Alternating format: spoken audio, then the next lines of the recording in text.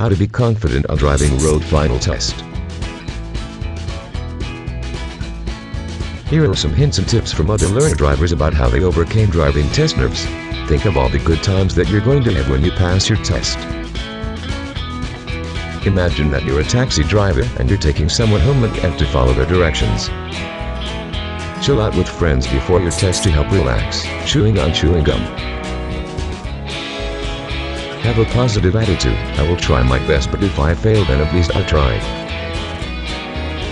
Don't have a big meal before your test, it will make you feel sluggish and tired. Don't tell everybody when your test is. Eatable report before your test. Beta blockers, a medicine to control your blood pressure, but not highly recommended. Listen to music before your test. For a complete guide to pass your driving test on first attempt, click the link in description.